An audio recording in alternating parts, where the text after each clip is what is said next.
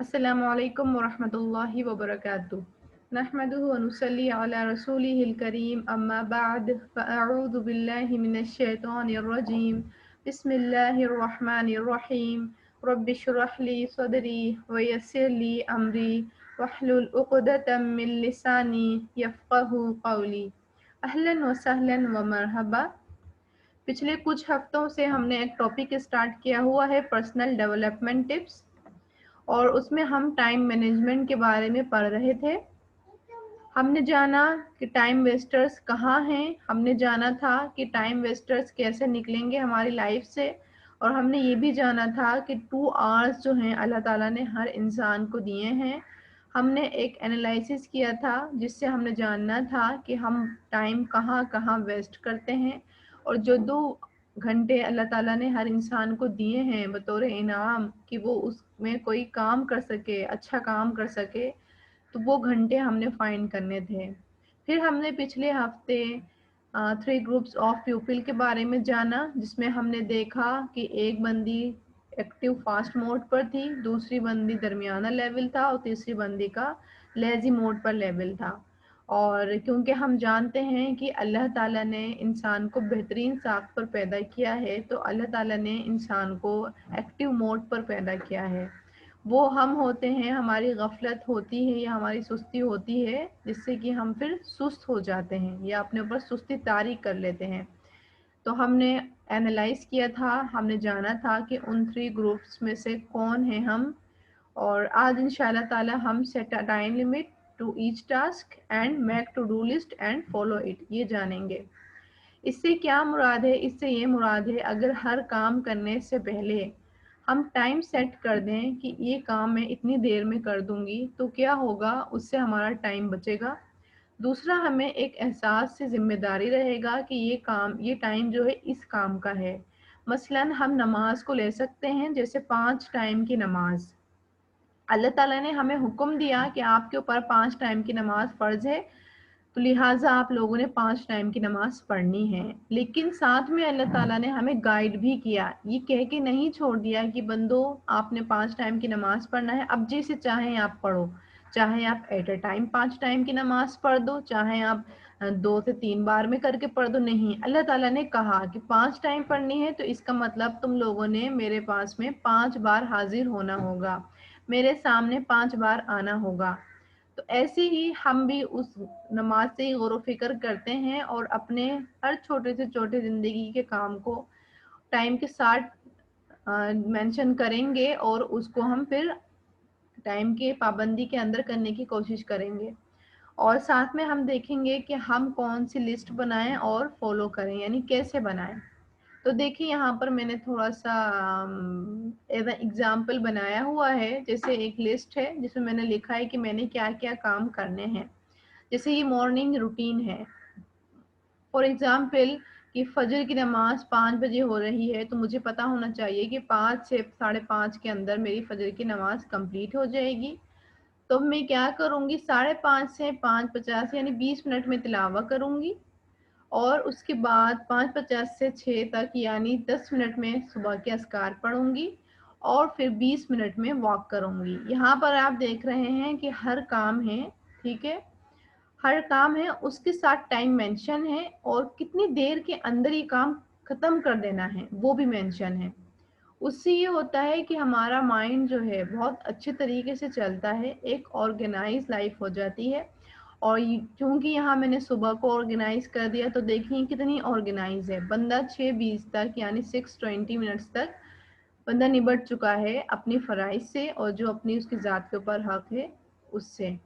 ایسے ہی ہم نے اپنی زندگی کے کام کو لینا ہے کہ میں اتنی یہ کام کر رہی ہوں، یعنی اب میں بریک فاسٹ بنانے جا رہی ہوں، تو یہ کتنی دیر کے اندر کام فنش ہو جائے گا، یا میں نے ہوم چورس کرنے ہیں تو کتنی دیر میں ختم ہو جائیں گے، یا میں نے اب اسٹڈی کرنی ہے اور میں نے زیادہ پڑھنا ہے تو میں کیسے پڑھوں گی، اپنے دن کے کاموں میں سے کیسے وقت نکالوں کہ میں اسٹڈی کر سکوں یا اللہ کی عبادت کر سکوں، یا کسی کے یہاں جانا بھی ہے تو میں کیسے اپنی ذمہ داریوں کو پورا کروں، اور کتنی دیر کے لیے کہاں جا رہی ہوں۔ ایسے کیا ہوگا؟ ایسے ہماری زندگی آرگنائز لگے گی، کیونکہ ویسے بھی فرشتے ہمارا حساب کتاب لے ہی رہے ہیں، وہ لکھ ہی رہے ہیں ہماری ہر ایکٹیویٹی۔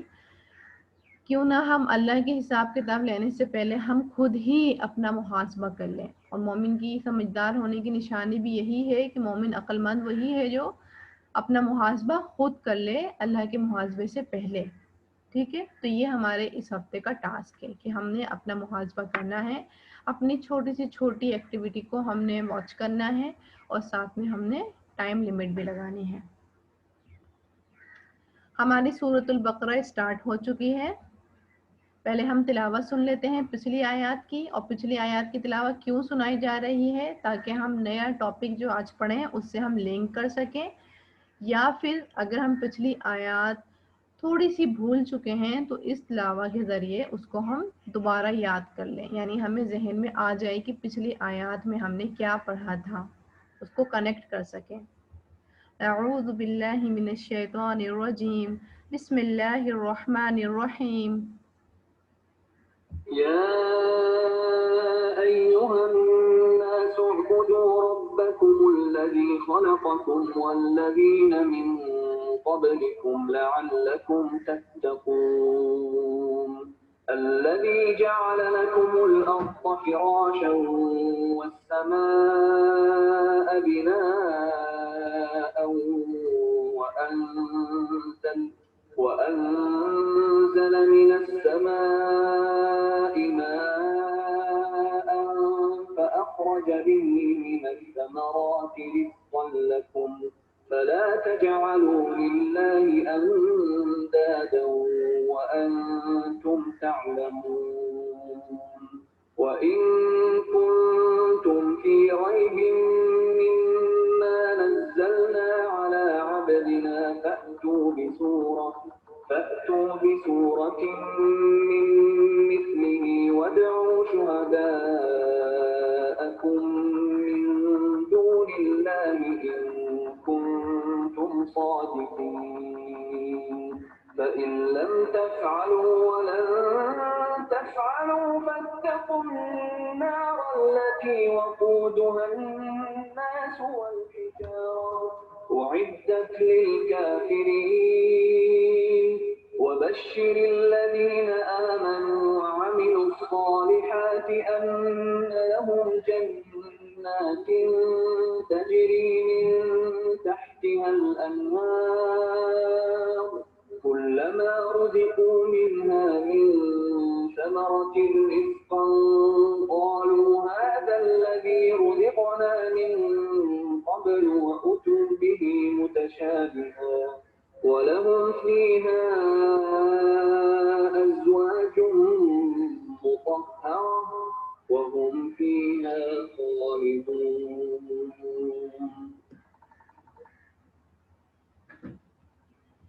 آج کی آیات ہیں ہماری آیت نمبر 26 to 29. بسم اللہ الرحمن الرحیم. ان اللہ، بے شک اللہ تعالیٰ، لا یستحی، نہیں حیا کرتا، ان کے یضربا، وہ بیان کرے، مثلا کوئی مثال، ما خواہ بعوضتاً مادہ مچھر کی ہو، فما یا جو فوقہا اوپر ہے اس کے، فَأَمَّا الَّذِينَ آمَنُوا تو رہے وہ جو ایمان لائے، فَيَعْلَمُونَ أَنَّهُ الْحَقُّ مِنْ رَبِّهِمْ، پس وہ علم رکھتے ہیں کہ بے شک وہ حق ہے ان کے رب کی طرف سے. وَأَمَّا الَّذِينَ كَفَرُوا تو رہے وہ جنہوں نے کفر کیا، فَيَقُولُونَ مَاذَا أَرَادَ اللَّهُ بِهَذَا مَثَلًا، تو وہ کہتے ہیں کیا ارادہ کیا ہے اللہ نے ساتھ اس مثال کے، يُضِلُّ بِهِ كَثِيرًا، وہ گمراہ کرتا ہے ساتھ اس کے کثیر کو، وَيَهْدِي بِهِ كَثِيرًا، اور وہ ہدایت دیتا ہے ساتھ اس کے کثیر کو، وَمَا يُضِلُّ بِهِ إِلَّا الْفَاسِقِينَ، اور نہیں وہ گمراہ کرتا ساتھ اس کے مگر فاسقوں کو.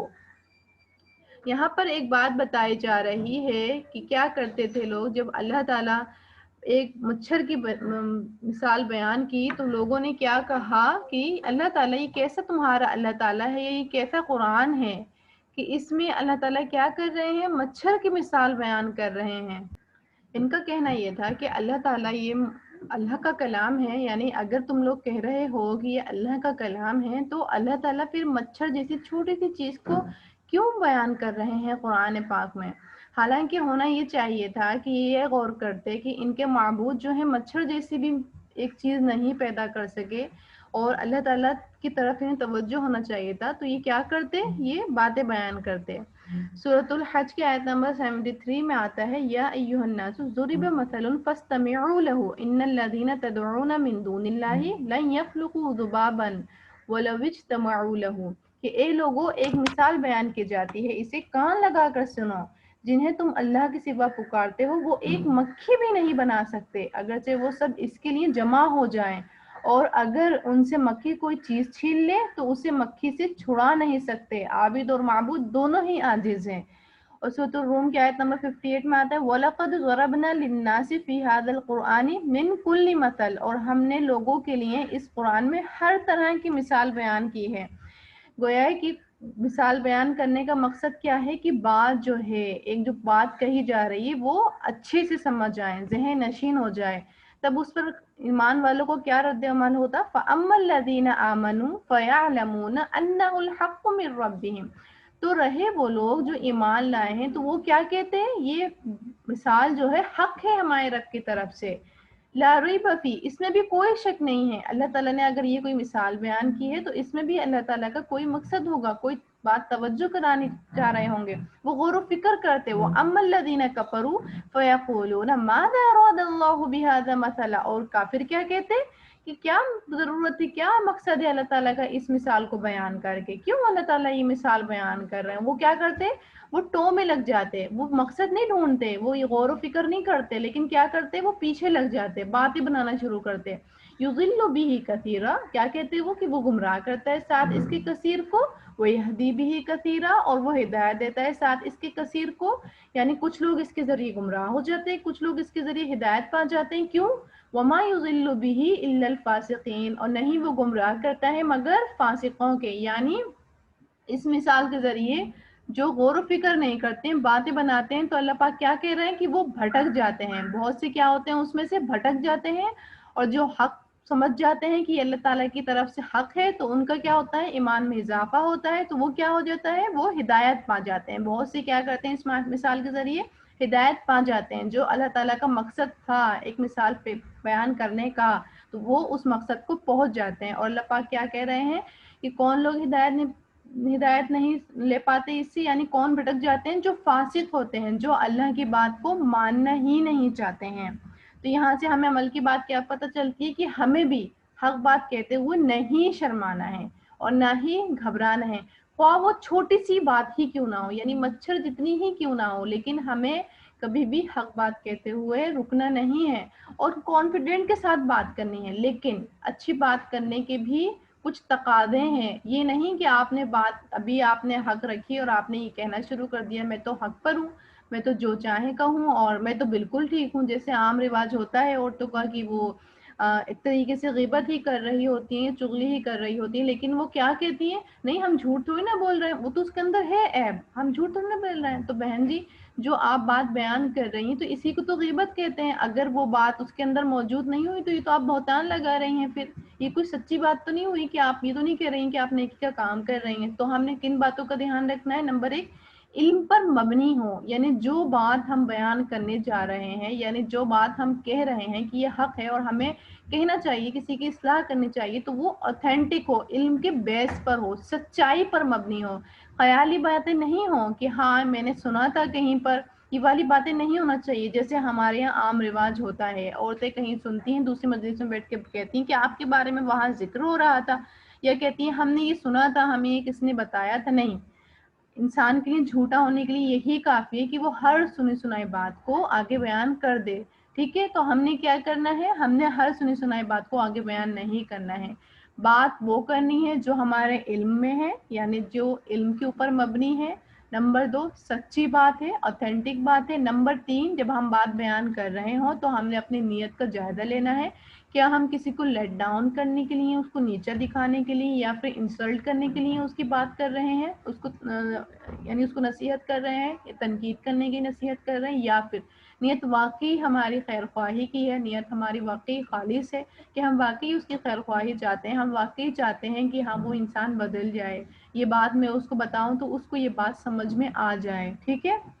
تو ہم نے اپنی نیت کا بھی جائزہ لینا ہے۔ نمبر 4 الفاظ اچھے ہوں، ٹھیک ہے، یعنی جو بات ہم نے کرنی ہے تو محتاط ہو کے کرنی ہے. مومن جو ہوتا ہے وہ محتاط ہوتا ہے, اپنے بولنے کے اوپر بھی محتاط ہوتا ہے. تو ہم نے کیا کرنا ہے, الفاظ کا اچھا چناؤ کرنا ہے, اچھے سے بولنا ہے, اور انداز بھی ہمارا اچھا ہونا چاہیے. یہ نہیں ہو کہ لٹھمار انداز ہو, جسے کہا جاتا ہے نا کہ وہ بندے کی مزاج تو ایسا ہے جسے وہ بات ایسے کرتا ہے جسے لٹ مار دیا ہو. یعنی ہماری بات میں نرمی ہونی چاہیے کہ واقعی جو ہم سامنے بات کر رہے ہوں تو سامنے والے کے انسان کے دل پہ اتر جائے, وہ اس کو سمجھ آ جائے, نہ کہ وہ یہ نہیں سوچتا رہ جائے کہ اس کا انداز تو دیکھیں کیسا تھا, کتنا مغرور انداز تھا, یا پھر مجھے اس کے انداز میں ایسا لگ رہا تھا جیسے یہ مجھے حقیر جان رہا ہے. ٹھیک ہے, تو ایسا نہیں ہونا چاہیے. تو ہم نے ان سب باتوں کو ذہن میں رکھتے ہوئے پھر آگے ہم نے حق بیان کرنا ہے. ٹھیک ہے, اب ہم نے دیکھا کہ اللہ تعالیٰ کہہ رہے ہیں کہ بھٹکتے نہیں ہیں, لیکن وہ بھٹکتے ہیں جو فاسقین ہیں. اور فاسقین کون ہیں, اللہ تعالیٰ نے ان کی آگے ہی آیات میں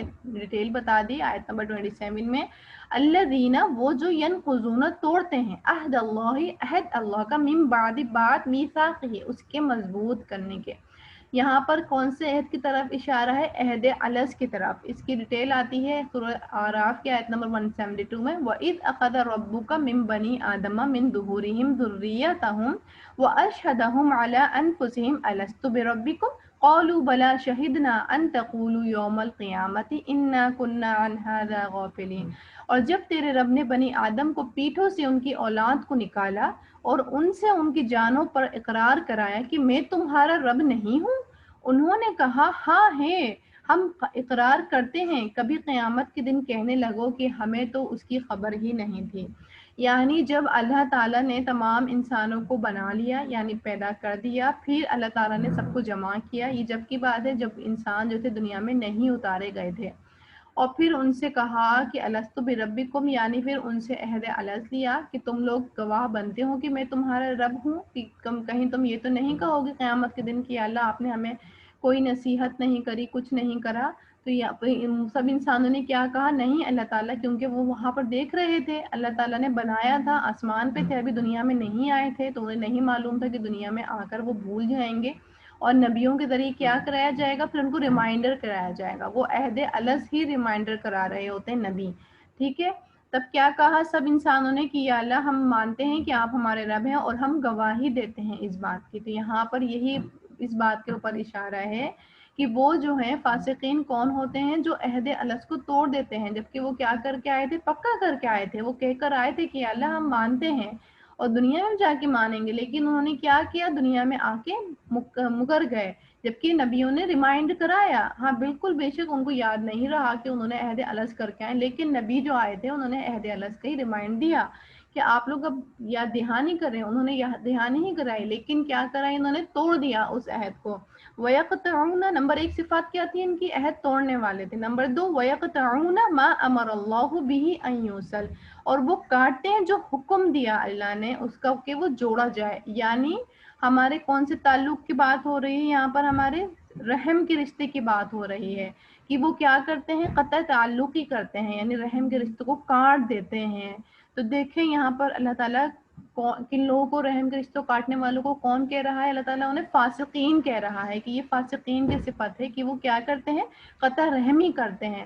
تو ہم نے اس بات کا جائزہ لینا ہے, اپنے آپ سے سوال کرنا ہے, کیا میں تو اس صفات میں شامل نہیں ہوں, کیا یہ صفات میرے اندر تو نہیں پائی جاتی ہیں, کہیں ایسا تو نہیں ہے کہ میں بھی قطع رحمی کرنے والوں میں شامل ہوں, کہیں ایسا تو نہیں ہے کہ میں ایک خواتین ہوں اور اپنے میکے سے تو میرا رشتہ بہت زیادہ مضبوط ہے, میری اپنے بہن بھائیوں سے, اپنے والدین سے, اپنے رشتہ داروں سے, لیکن جیسے میرے سسرال کا نمبر آتا ہے تو وہاں میرے تعلق اچھے نہیں ہیں. کہیں ایسا تو نہیں ہے کہ میں مضبوط بنائی ہوئی ہوں اپنے رشتے کو, لیکن میری شوہر کو میں اجازت نہیں دیتی ہوں کہ وہ اپنے بہن بھائیوں سے, اپنے والدین سے ملیں یا ان کی خدمت کریں یا وہ بھی قطع رحمی سے بچے رہیں.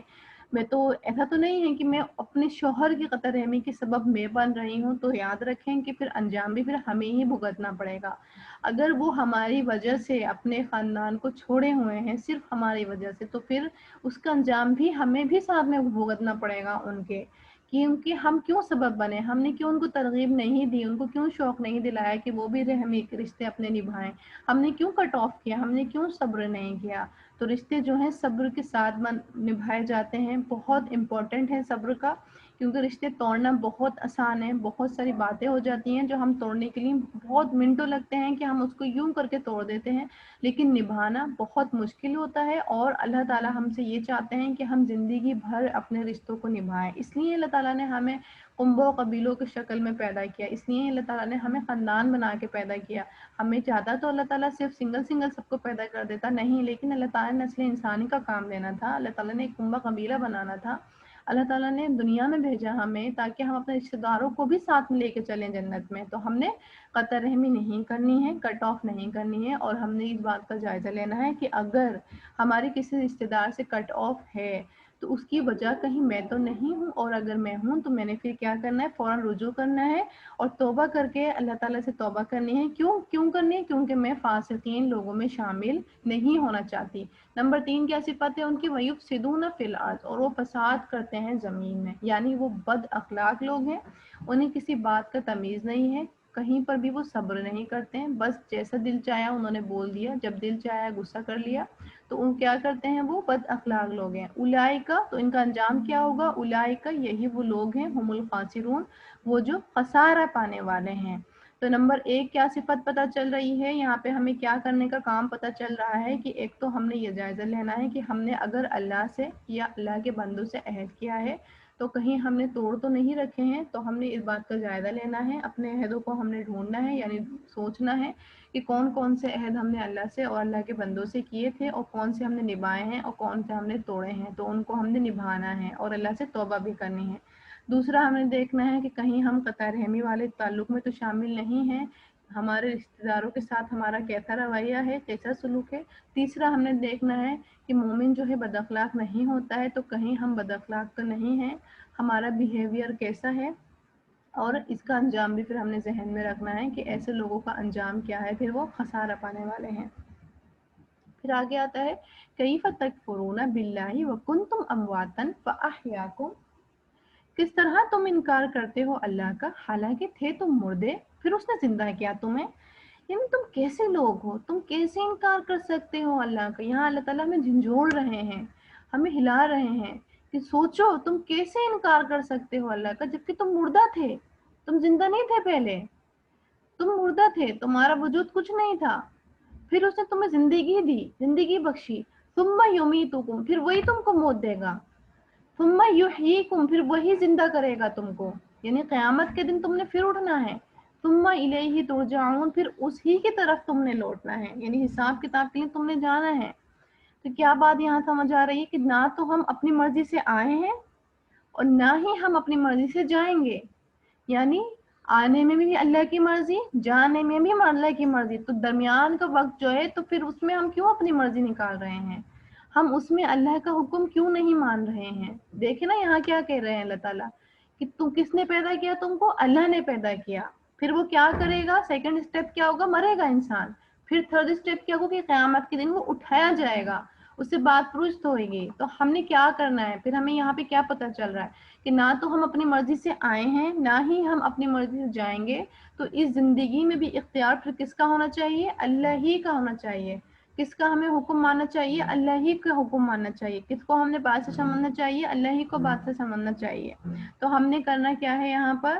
ہمیں اس بات کا بہت زیادہ اپنے آپ کو ہلانا ہے، جھنجھوڑنا ہے، اپنے ضمیر کو ہلانا ہے، اور بہت زیادہ ریمائنڈ دینا ہے اپنے آپ کو کہ نہ تو آنے میں میری مرضی ہے نہ میری جانے میں میری مرضی ہے، تو اس زندگی میں بھی پھر میری مرضی نہیں چلے گی، اس زندگی کے اوپر بھی اللہ ہی کا اختیار ہے۔ کیوں ہے؟ کیونکہ الذی خلق الموت والحیات لیبلوکم ایکم احسن عملا، کہ اس نے زندگی موت کیوں بنائی؟ اس لیے تاکہ وہ دیکھ لے کہ کون اچھے عمل کرنے والا ہے۔ اور ہم نے کیا پڑھا تھا آیت نمبر 21 میں؟ یا ایھا الناس اعبدوا ربکم، کہ لوگوں عبادت کرو، کیوں کرو؟ کیونکہ اس نے تم کو پیدا کیا۔ تو پیدا ہونے کا مقصد کیا ہے ہمارا یہاں پر؟ آنے کا مقصد کیا ہے دنیا میں؟ اس کی عبادت، اس کی بندگی اختیار کرنا۔ تو ہم نے کیا کرنا ہے؟ ہم نے اس کی بندگی اختیار کرنی ہے۔ اور کیوں کرنی ہے؟ کیونکہ وہی ہمارا رب ہے، خالق بھی ہے، مالک بھی ہے اور مدبر بھی ہے۔ یہاں یہ نہیں کہا جا رہا ہے کہ آپ دنیا کو انجوائے نہیں کریں، ہم نے دنیا میں ہی رہ کر اللہ کی عبادت کرنی ہے، اللہ کو اپنا خالق ماننا ہے، دنیا میں ہی رہ کر اس کی اطاعت کرنی ہے، اس کے رسول کی اطاعت کرنی ہے، بالکل کٹ آف نہیں ہونا ہے دنیا میں. ہم نے دنیا کے بھی نظارے دیکھنے ہیں، رشتے داروں سے بھی انجوائے کرنا ہے، اپنے فیملی سے بھی انجوائے کرنا ہے، کھانا پینا بھی ہے، سب کچھ کرنا ہے، لیکن ایک لمٹ میں ہو کر. جہاں اللہ پاک کہیں گے رک جاؤ، جہاں آپ صلی اللہ علیہ وسلم کہیں گے ڈونٹ گو، تو وہاں ہم کیا کریں گے؟ سمینا و اطعنا. ہم نہ جا رہے ہیں نہ ہم کچھ کر رہے ہیں، ہم رک گئے. اللہ تعالیٰ ہم نے آپ کی بات سن لی اور ہم مان گئے. فوراً ہم نے یہی کرنا ہے، دیر اینڈ دین فوراً اللہ کے آگے ہم جھک جائیں گے.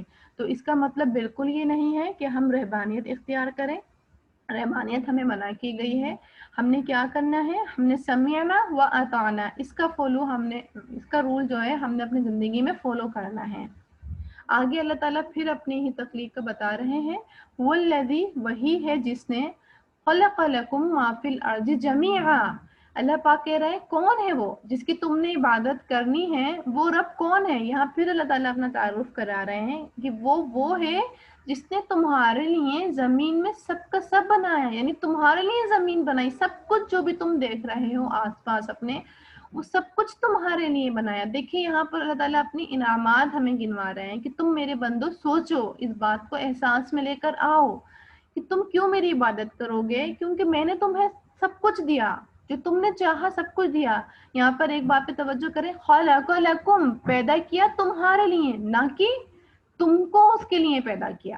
ہمیں دنیا کے لیے پیدا نہیں کیا، دنیا کو ہمارے لیے پیدا کیا. ہمارے آس پاس جتنی بھی چیزیں ہیں اس کو ہمیں اس کے لیے پیدا نہیں کیا، اس کو ہمارے لیے اللہ تعالیٰ نے بنایا. گھر میرے لیے ہے یا میں اس کے لیے ہوں؟ ہمیں سوال کرنا ہے اس بات ہے، کیا میرے لیے گھر ہے کہ میں اس میں آسانی کے ساتھ رہ سکوں، اس میں سکون اختیار کر سکوں، پروٹیکشن لے سکوں، یا پھر میں گھر کے لیے ہوں کہ میری صبح شام گھر، رات گھر، یہ ہو رہا ہے؟ یعنی میری صبح شام رات گھر گھر اور صرف گھر، گھر کی صفائیاں، گھر کے کام، بس اسی میں ہی میری زندگی گزر رہی ہے. یا پھر میں یہ سوچتی ہوں کہ یہ گھر اللہ تعالیٰ نے میرے لیے بنایا ہے، تو میں کیا کروں؟ اس کو آرگنائز کروں کہ میں اپنے گھر کو بھی ٹائم دے سکوں، اپنی فیملی کو بھی ٹائم دے سکوں، اور اپنے اللہ کو بھی ٹائم دے سکوں. ٹھیک ہے؟ اور وہ ٹائم جو آپ اللہ کو دے رہی ہیں تو وہ بیسیکلی آپ کا ہی ٹائم ہے، وہ آپ کا اپنا ہی ٹائم ہے. ٹھیک ہے؟ تو کیا بات یہاں پہ ذہن میں سمجھ میں آ رہی ہے ہمارے کہ اللہ تعالیٰ نے ہمارے لیے سب چیز مہیا کی، ہماری آسانی کے لیے سب چیز پیدا کی. ثم استوى الى السماء، پھر وہ متوجہ ہوا طرف آسمان کے، فسواهن 7 سماوات، پھر اس نے درست کر کے بنایا انہیں 7 آسمان. یعنی اللہ تعالیٰ نے ٹیڑھے بکھڑے آسمان نہیں بنائے، یا ایسے نہیں بنائے کہ ہم دیکھیں اسے اور ہمیں لگے کہ وہ ابھی ہمارے اوپر گرا. نہیں، اگر آپ باہر کھڑے ہوں، غور کریں، آسمان کو دیکھیں تو آپ کو ایک پروٹیکشن سی فیل ہوتی ہے کہ آپ کے اوپر ایک سایہ ہے، نہ کہ یہ لگتا ہے کہ بس ایسا لگ رہا ہے کہ آسمان ہمارے اوپر گرے. نہیں، اللہ کیا کہہ رہے ہیں کہ میں نے اس کو درست کر کے بنایا. وحشت شکل نہیں دی کہ ہم ہر وقت اس کو دیکھتے اور ڈرتے. نہیں، اس کو اللہ تعالیٰ نے خوبصورت کر کے بنایا کہ جب ہم اس کو دیکھتے ہیں تو ہمیں اپنا خالق یاد آتا ہے. تو کیا بات ہے یہاں پر ہمارے لیے کہ نمبر 1 تو چیزیں ہمارے لیے بنائی گئی ہیں، اور وہ چیزیں کیوں بنائی گئی ہیں؟ تاکہ ان چیزوں کو دیکھ کے ہم غور و فکر کریں اور اپنے خالق تک پہنچ جائیں، ان چیزوں میں ڈوب نہیں جائیں. ان چیزوں کو دیکھ کے ہمیں اپنا خالق یاد آئے. وَهُوَ بِكُلِّ شَيْءٍ عَلِيمٌ، اور وہ ہر چیز کا خوب علم رکھنے والا ہے. یعنی وہ ہر چیز سے واقف ہے، ہر چیز جانتا ہے. جو چیزیں ہم اس کے سامنے کرتے ہیں وہ بھی، جو چیزیں ہم لوگوں کے سامنے کرتے ہیں وہ بھی، اور جو چیزیں ہم لوگوں سے چھپا کے کرتے ہیں وہ بھی. یعنی وہ ظاہری اعمال سے بھی ہم باخبر ہے اور ہمارے باطنی اعمال سے بھی باخبر ہے. وہ ہمارے دل کے خیالات بھی جانتا ہے اور ہمارے قول کو بھی جانتا ہے، اور ہمارے فعل بھی دیکھ رہا ہے کہ ہمارے قول و فعل میں ایک سوئی ہے یا پھر تضاد ہے. ٹھیک ہے؟ تو اس بات کو ہم نے جائزہ لینا ہے کہ اللہ تعالیٰ ہر چیز کو جاننے والا ہے. تو کیا میری زندگی اس حساب سے گزر رہی ہے؟ تو کیا میں اس بات کا احساس رکھتی ہوں؟ شعوری طور پر مجھے احساس ہے کہ واقعی اللہ تعالیٰ باخبر ہے میری ہر ایکٹیویٹی سے. کیا مجھے اس بات کا احساس ہوتا ہے اپنے دن بھر میں کہ یہ والا کام میں کر رہی ہوں تو اللہ تعالیٰ مجھ سے ناراض ہوں گے کہ خوش ہوں گے؟ کیا کوئی کام کرتے ٹائم یا اللہ کی رضا کا یا اللہ گناہ کا، ٹھیک ہے، تو اس ٹائم ہمیں ذہن میں آتا ہے کہ یہ کام میں کر کے اللہ کو راضی کر رہی ہوں یا پھر اللہ ناراض ہو جائیں گے مجھے اس کام کرنے سے، ٹھیک ہے، تو ہم نے اس چیز کا جائزہ لینا ہے۔ آج کی کلاس ہماری یہیں فنش ہوتی ہے۔